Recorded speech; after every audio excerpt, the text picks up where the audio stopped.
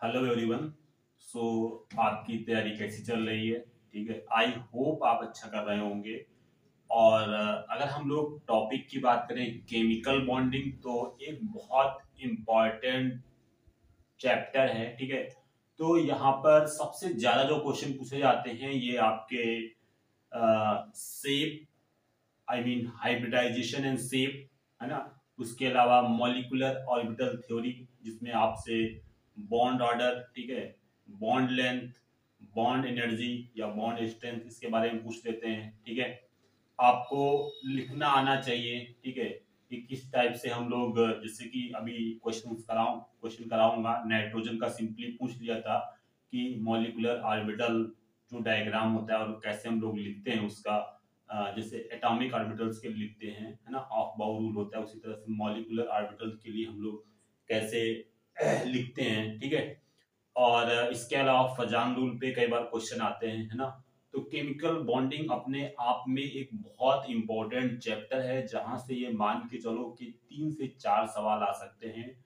NEET exam के अंदर। तो बिना किसी टाइम को गवाए, क्योंकि टाइम बहुत कम है, हम लोग स्टार्ट करते हैं अपना डिस्कशन केमिकल बॉन्डिंग का विद प्रीवियस ईयर क्वेश्चन। ठीक है, सबसे पहले 2024 यानी पिछले साल के ही सवालों को उठाते हैं। तो पहला क्वेश्चन हमारे पास में है। ठीक है, देखिएगा, क्वेश्चन में बोला गया है identify the incorrect statement about PCl5। ठीक है, तो PCl5 का अगर एक बार हम लोग स्ट्रक्चर ड्रा कर ले तो बात समझ में आ जाएगी। तो PCl5 का स्ट्रक्चर यहाँ पे जरा ध्यान से देखें। आपका एक प्लेन में 3 Cl एटम्स होते हैं। ठीक है, और दो जो Cl होते हैं ये एक प्लेन के ऊपर होता है और एक प्लेन के नीचे होता है। ठीक है, आई होप ये स्ट्रक्चर सबको पता होगा। ठीक है, अगर ये स्ट्रक्चर पता है तो अब आप इसको कर सकते हैं। ठीक है, तो यहाँ पर देखें, ये तो स्ट्रक्चर हो गया आपका। ठीक है, तो अगर इसको आप देखेंगे तो क्या बोल सकते हैं, ट्रायंगुलर बाई पिरामिड। ठीक है, एक ऊपर पिरामिड बन रहा है और एक नीचे पिरामिड बन रहा है। ठीक है, इस टाइप से। चलो इसको मिलाना था यहाँ फास्फोरस से। ठीक है, तो इस टाइप से ये आ जाएगा, आई थिंक आप समझ गए होंगे। ठीक है, तो यहाँ पर कुछ स्टेटमेंट्स हैं, एक बार रीड करते हैं। ठीक है, सबसे पहला स्टेटमेंट है PCl5 possesses two different Cl PCl bond. ठीक है, यहाँ पर देखें तो जो ये आपके यहाँ पर ये Cl PCl बॉन्ड है, ठीक है, ये अलग होगा। ठीक है, और ये एक्चुअली में इक्वेटोरियल है ना, ये बॉन्ड लेंथ अलग होगी। ठीक है, डिफरेंट टाइप का होगा।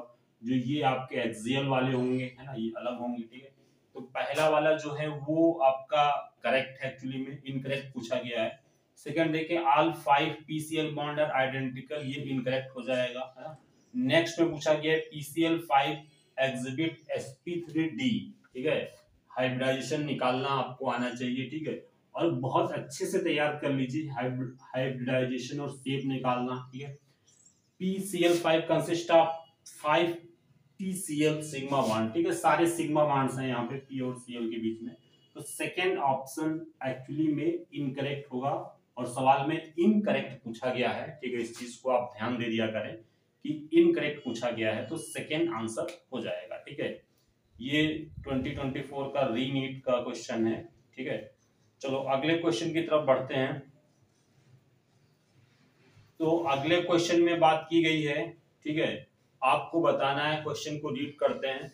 Choose the correct answer from the options given below. ठीक है, तो यहाँ पर इन्होंने मॉलिक्यूल्स की बॉन्ड एंथैल्पी दी हुई है, या बॉन्ड डिसोसिएशन एनर्जी बोल सकते हैं। ठीक है, तो इस क्वेश्चन में अगर हम लोग देखें तो क्वेश्चन नंबर मतलब सेकंड एक्चुअली में, तो इन्होंने HCl N2H2O2। ठीक है, तो सबसे पहले तो आप इतना माइंड में शायद क्लैरिटी आपको आ चुकी है कि जो नाइट्रोजन लगभग इनर्ट होता है। ठीक है, और ये जो नाइट्रोजन में NN के बीच अट्रैक्शन फोर्स होता है बहुत स्ट्रांग होता है, N ट्रिपल बॉन्ड N। तो यहाँ पर जो इसकी बॉन्ड डिसोसिएशन एनर्जी आएगी ये हाईएस्ट आएगी। ठीक है, तो अगर हम ऑप्शंस को फिल्टर आउट कर दें तो आपका सेकेंड यानी बी की मैचिंग आपकी किसके साथ होगी, थर्ड के साथ होगी, ठीक है। बी की मैचिंग थर्ड के साथ वाले ऑप्शन जरा ध्यान से देखो।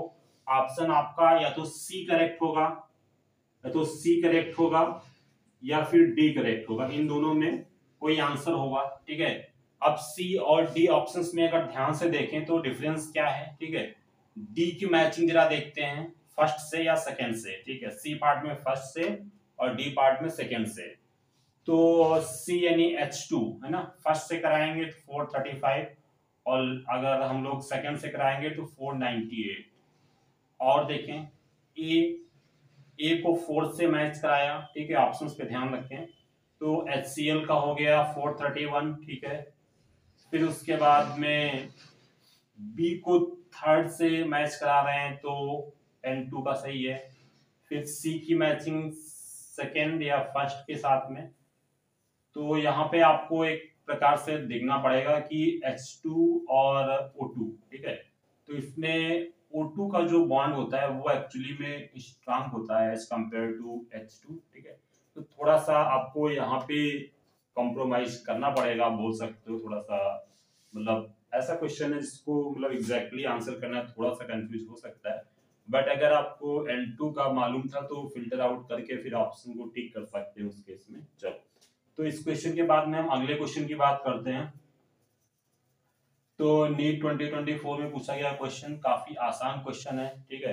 देख लें एक बार इसको ध्यान से, फिर इसको हम लोग सॉल्व करते हैं।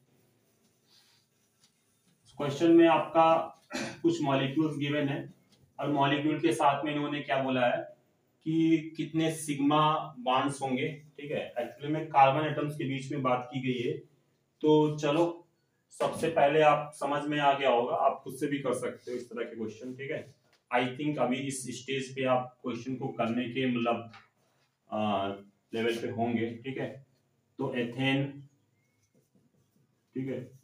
दूसरा आपका गिवन है एथीन, देन C2, ठीक है, कार्बन मॉलिक्यूल है, और इथाइन। तो एक बार स्ट्रक्चर को देखें फिर आगे बढ़ते हैं। तो यहां पर अगर आप ध्यान दो तो एथेन C के बीच में एक सिग्मा बॉन्ड होगा, ठीक है। एथीन में C के बीच में एक सिग्मा एक पाई होगा, और यहाँ पे C2 में 2 पाई होते हैं, ये आप याद कर लें। और इथाइन में एक सिग्मा और 2 पाई होता है, ठीक है। तो अब आप मैचिंग कर सकते हो, यहाँ पे एक सिग्मा है, यहाँ पे सिग्मा और पाई, एक सिग्मा और एक पाई, एक सिग्मा और 2 पाई, यहाँ पे 2 पाई। इसका करेक्ट मैच क्या होगा? एथेन का मैच होगा इसके साथ करोगे 1 सिग्मा बॉन्ड के साथ में, ठीक है। यानी ए का मैच थर्ड के साथ करेंगे, है ना। बी का मैच एथीन का किसके साथ होगा? 1 सिग्मा एंड 1 पाई, ठीक है। यानी सी ऑप्शन की तरफ हम जा रहे हैं। फिर जो सी की मैचिंग है वो आपकी सेकेंड के साथ में, ठीक है, 2 पाई, और डी की जो मैचिंग है वो फर्स्ट के साथ में। तो आई थिंक ये समझ गए होंगे, इसका सी पार्ट आंसर होगा। नेक्स्ट क्वेश्चन की तरफ चलते हैं, ठीक है। तो नेक्स्ट क्वेश्चन में इन्होंने क्या बोला है, जस्ट ए मिनट, हाँ। तो correct order of energies of molecular orbitals of N2 molecule, ठीक है। तो मतलब एनर्जी के बढ़ते हुए क्रम में जो फिलअप करते हैं, एक प्रकार से इन्होंने आपको बोला है कि कैसे मॉलिक्यूलर ऑर्बिटल्स में इलेक्ट्रॉन को फिलिंग करेंगे। ये चीज आपको याद होना चाहिए, ठीक है।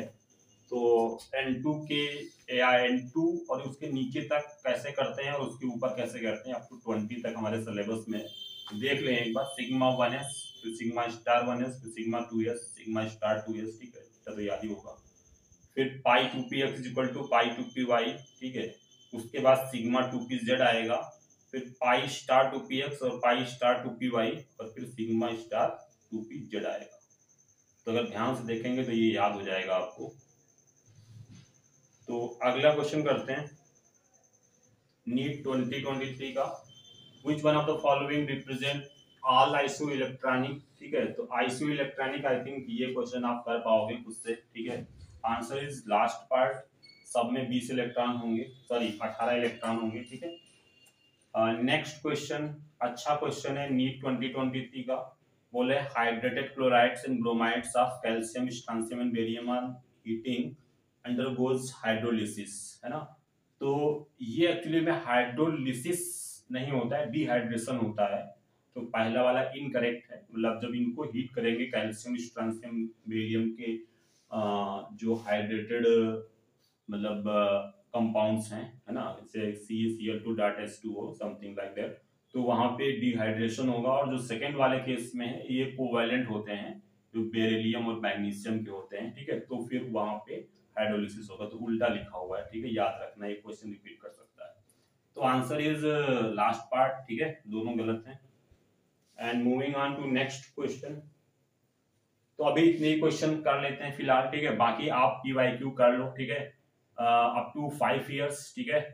और अभी तो क्वेश्चन आसान आ रहे हैं, और एक बार फिर से आपको बता देते हैं कि क्वेश्चन जो आ रहे हैं जाने के चांसेस हैं सेफ एंड हाइब्रिडाइजेशन, ठीक है।